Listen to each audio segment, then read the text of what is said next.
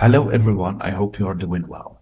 Well, you are aware that now we know about the PhD entrance exams. They have been announced. Now we know which university is going to hold such exams. And of course, by this, let's say everyone is panicking right now. And for that, everyone is, for example, for me, is sending me a lot of questions. And I'm really sorry. I'm sincerely sorry that I could not answer most of them because I don't have anyone, admins on my page to help in this regard. Now, of course, you know that the magnitude of such an event, of course, is making everyone edgy and stressed. Well, it's natural. You know that by one exam, your life can change significantly. Now, let's talk about why I'm making this video. This video is to address the question usually what I'm going to choose. For example, many students are asking me, should I choose didactics? Should I go with applied linguistics? Should I go with literature? Should I go with culture? And of course, these questions are a bit problematic because you know that such kind of choice would affect the outcome or the result of the exam. For this, let's start talking about this. Let's start talk about civilization. Many people ask me why I'm not providing any hints or any kind of pieces of advice when it comes to civilization. My answer is that I'm not majored in literature and civilization. And as you can see, and you're all aware, even when we study at university, usually we have like separate syllabus for master. We have program for masters like didactics and applied, and we have another program, separate program for applied language, for civilization and literature. For me, I do always feel that those who study civilization and literature, they have this thing with the language. The language they use is always elaborate language. They have a very beautiful language style. So even competing against those seems a little bit odd. I mean, even if the regulation, because I don't think that I have seen any kind of regulation preventing someone to pass a PhD in civilization, although this might change any second, so you should be really aware of this. But even if you compete against those students, I find it problematic because in literature you have to read a lot of books and history. I think this takes a lot of time. So for me, and this is of course subjective, you can, if you love literature, why not? You should try. But for me, I do believe that if a student has the background of from didactics, applied linguistics, that these are more scientific streams, and he or she tries for the civilization, I think this is kind of problematic, at least. Now, do they win? I have seen cases, yes. I have seen one case, I think, with one student won, but even in that, I mean, the university had kind of mixture between this course analysis and the literature. So one should be careful when opting for such thing. Now let's talk about the reverse. Now, because so many students from literature, they tell me, can I pass an exam in didactics or applied? I don't know. Maybe here I'm a bit subjective because I do see that didactics is a bit easy, but they tell me no, didactics is so complicated. There's so many lessons. I don't understand how to make connection between all of them. So it's also again, it's another problem to them. So in this area, my talk is not going to be scientific. I can't be objective.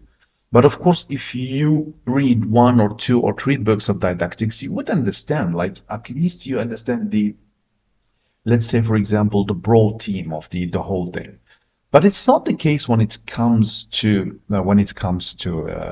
literature and civilization. I do believe that in literature you have to read so many books if you really want to be like a knowledgeable person when it comes to literature or civilization. So this is one. Now let's go to, should I go with applied linguistics or should I go with didactics? In first glance, some people they can distinguish between applied linguistics and didactic. Let's start with didactic first. Didactics is all about the efficiency and effectiveness of language teaching in general. So if we are talking about language teaching and learning, you are in didactics. So if we talk about curriculum design, we would be talking about didactics. If we are talking about the role, the methods and approaches that are the core of didactics.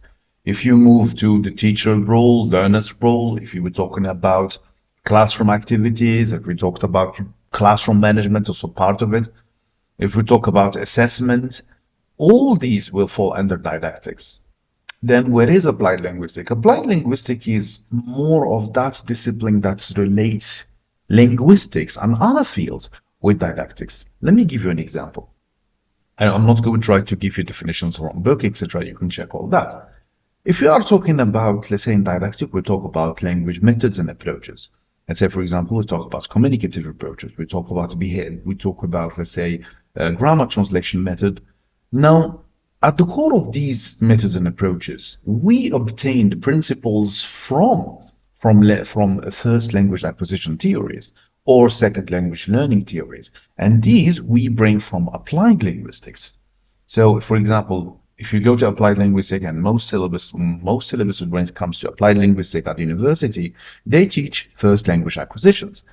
Then they move to, for example, when you have the theories of behaviorism, cognitivism, constructivism, all these you study when it comes to applied linguistics. Do we need them in didactics? Not really. What we need, for example, we need methods and approaches that reflect these these theories. Sometimes even in didactics you can mention them, but they are not really that necessary. Now, applied linguistics also covers like a lot of fields. Like, for example, let's talk about language policy. Language policy and even language and politics. These can be found, for example, in sociolinguistics, but you find them well. You find them also in applied linguistics. If I'm going to guess and say, for example, let's say you will be asked a question like, say, let's say, for example, what do you think about the implementation of English in primary schools? Now, if you think about this question, you can talk about it from a didactic point of view, a simply pedagogical point of view, sorry, and you talk about it and what's the problems of the teachers and learners, etc. You can also talk about it in terms of a language policy. That's also going to take you to applied linguistics. You can talk about it from, you can include the culture. And even when you include culture here, what you're doing, you are also talking about applied linguistics. So to me, applied linguistics is so broad. I mean, with the subjects that are under applied linguistics, there are a huge number of subjects. This make it difficult, but let's face it. Most universities, usually, when it comes to teaching of applied linguistics, they teach kind of introduction to applied linguistics. I'm not sure, but you have to ask, of course, you do have to do your homework concerning what kind of lessons they have, or lectures, sorry, they have studied when it comes to applied linguistics. Didactic, on the other hand, is so limited. I do see it as so limited. So, like, that's why I say didactic is so easy. But even this is so subjective because many tell me that no, didactic is so difficult, applied is so easy. So here we have a problem. Now let's move to culture. Some students, they have the problem with culture. As far as I know, I have seen all the questions, most questions concerning culture. I see that always the question, there is that tendency to ask to the importance of culture in language teaching. It's always the incorporation of culture and teaching. So this is something you should be aware of. So when you study, when you are revising culture, you take that into consideration. That's usually the question of what should I choose? Is it civilization applied? To me, you have to read. I mean, even a student who is opting for didactics, he or she at least should take a look at all the theories in applied linguistics. Now let's move to another point. The point, how can I start revising? I do believe that I have tackled this before, and how can you start? You start simply by reading, trying to answer questions. This is the first point. And especially for those asking me, is it late to start?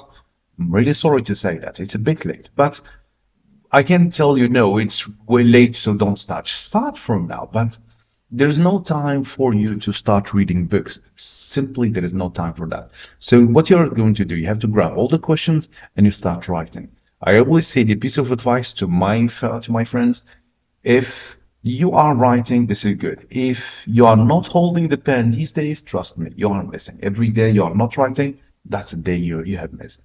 So try always to write. So this is concerning how can I start, at least I said, start writing. Please, you should have this kind of a critical mind. Even when you write, always try to criticize yourself because it will kind of a problematic if you find someone to assess your work or not.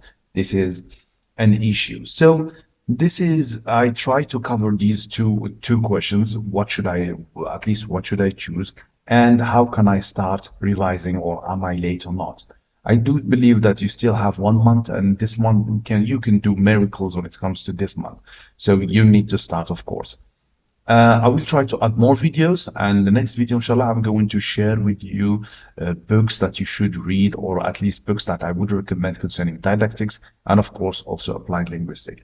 So again, please, my sincere apology concerning I'm not being able to respond. I know so many messages are unread, but just because I don't have any admins on my page, no one has helped. So please, I'm so sorry concerning that. Forgive me. And thank you so much. Please support this channel. I want you to subscribe, share it to your friend, and see you soon, inshallah. Goodbye. Welcome.